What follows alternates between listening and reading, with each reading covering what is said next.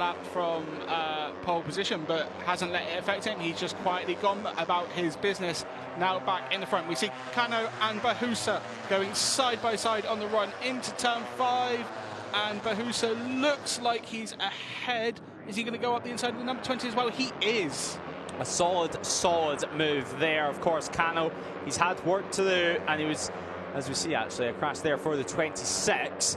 So disappointment there for him. So that will be an end as the marshals try and get that bike off to safety. Deep gravel as well for them, and clearly that bike not wanting to be moved easily as Alvaro Lucas now hits the front, and yet the second long lap penalty has been made by Bahosa. So a solid long lap yet again, as just ahead now, and still a nice safe rejoin in the finish up. But the 46 at the front of this field, and at the start of this lap it was the 81, your pole sitter, who was in P1. Now he's dropped all the way back to P5 as Alex Longarella, your championship leader, looks to be on the attack. And well, Jack, it's been a great season so far for Longarella, and you have to say, if he can walk away with another victory, that's going to be some solid championship points. Another 25 points will be what he wants to get as he looks up the inside of Alvaro Lucas. It will be, yeah, exactly what he's looking for.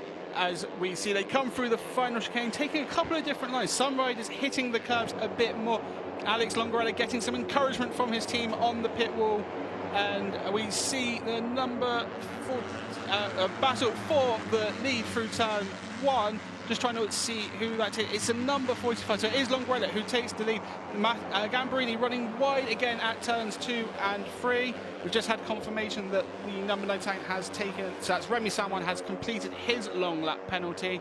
As we head down on the run through turns 4 and into turn 5.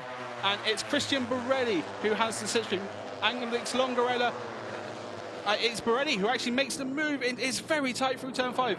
Longarella taking the lead through the run into turn 5. Christian Borelli now in P1. Yeah, great ride so far for the number 7. And well, it's been a great race so far for him. And now he's going to be hoping to try and take the lead. He's going to be hoping to take victory. But Lucas on the attack straight away on the 46. 5 laps remaining. So moving into the closing stages of this European Talent Cup race, this is where moves begin to be important. This is where you need to set yourself up in a nice position. It's almost 3 wide heading into the Imola section of the circuit, the chicane, as Longarella now slots back into P2. Lucas back down to P3, potentially now second position once again, but Carlos Cano, he's lurking. P4, the number 1 is on the attack, and he wants another 25 points to his name so far this season. He wants redemption after a tricky weekend over at Jerez. Of course, he started on pole position, but it wasn't smooth sailing for him. The championship leader, Longarella, is clearly not scared to get his elbows out. He's not. Longarella just taking, well, I think he was forced wide there. Carlos Cano, as Lewis mentioned, up to 4th place. An incredible, he's actually into 3rd now. He's ahead of his championship rival. So, Cano from the 9th row, fighting for the podium positions out in front. Borelli is leading Alvaro Lucas, but there's nothing to separate them, and turn 3 will be crucial. It's time to get the power down. Whoever gets the power down first will have a huge advantage on the long run in to the Adelaide hairpin. Carlos Cano just sitting behind the top 2 at the moment. Bahusa has set the fastest lap of the race. Under braking for Alvaro Lucas, getting very squirrely under braking for Adelaide hairpin, but able to keep it together, remaining in 2nd place as he looks to attack Christian Borelli, the race leader. Carlos Cano sitting in 3rd, just ahead of Alex Longarella, as the 2 title rivals fight for the podium positions. Cano has come from the 9th row of the grid. After the 180-degree corner, it's Borelli who still leads ahead of Alvaro Lucas, but Lucas is close. Is he going to make a move into the chicane? He thinks about it, but decides against it. There are other overtaking opportunities to come. Cano forces his way up the inside of Lucas and Borelli at turn 13. He goes from 3rd to 1st in 1 move, and he signals for the riders behind him to follow, but Borelli is on the inside through turn 14. He isn't able to make that move stick. They're 4 wide behind Cano into turn 15. all able to keep it together. Positions changing as they cross the line, and now just 3 laps to go in this shortened ETC Race 1. Cano leading ahead of Alvaro Lucas and Alex Longarella across the lane. It looks like he's trying to build up a bit of a gap. He's gained 25 positions so far, has the number 1. The gap will probably come down on the run through turns 3 and 4 into turn 5. So Cano leading the way here. So the number 1 showing his authority once more. Longarella and Lucas. Now they've been on attack from lap 1.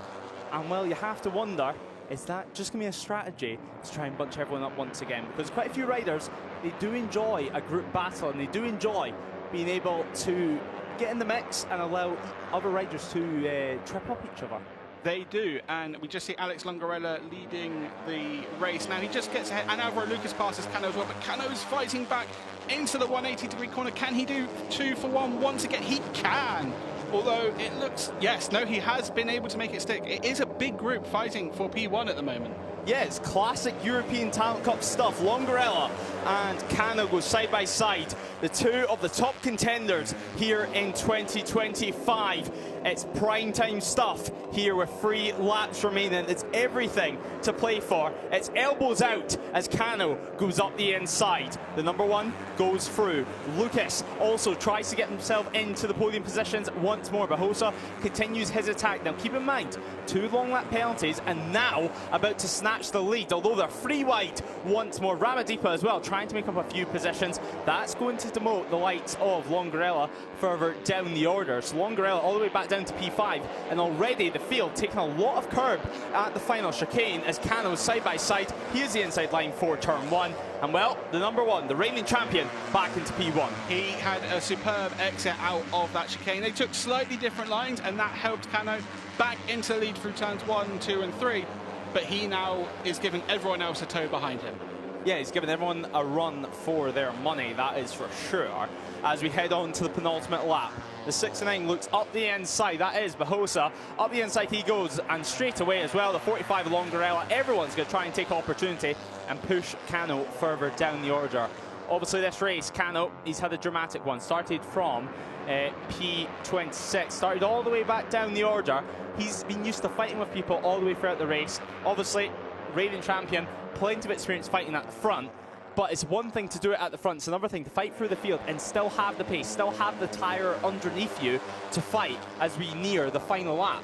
It absolutely is, and he seemed to do it quietly as well. He sort of just made gains every lap, but without making everyone aware that he was making those gains, and then suddenly in the lead of the race. Yeah, definitely. It was. He's done it in a silent way, but as we say, actions speak louder than words. He's up inside the top 5 at the moment, and he sits waiting for an opportunity. Of course, we may have a back marker coming into play as well in this final lap. So a completely new challenge for this field as they come towards the final sector and make their way into what's known as the high school complex.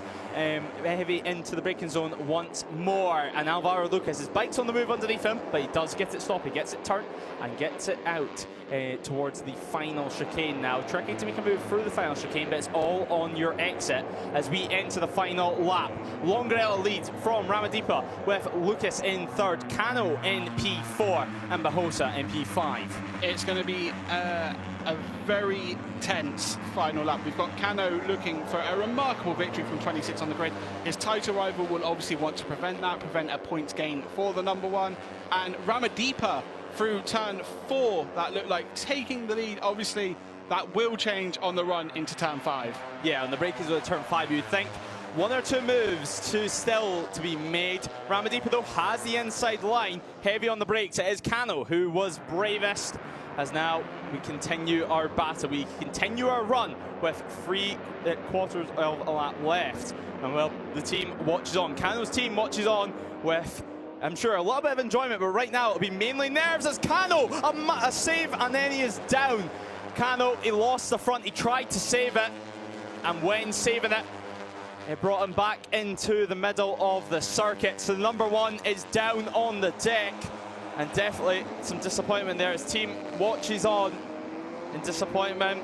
They'll go again, of course, later on in race 2. Ramadipa lead with Lucas. It's just them two at the moment. There's a slight gap to the rest of the field. That's Longarella, who has crashed. Your championship leader is down. Now, we spoke about the championship gap before this one. It can change in a blink of an eye, as this race is going to go down to the wire once more. It's last lap time, it's last sector time, folks, here in the ETC.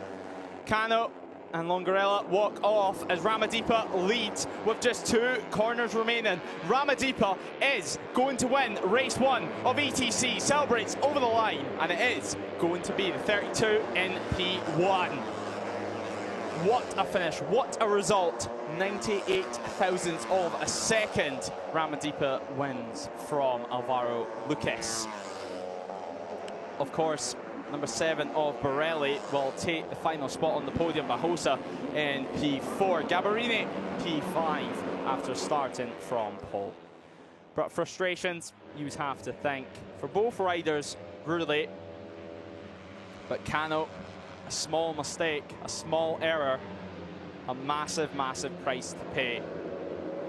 And of course, for your championship leader, did absolutely nothing he could have done, that is for sure. But Kano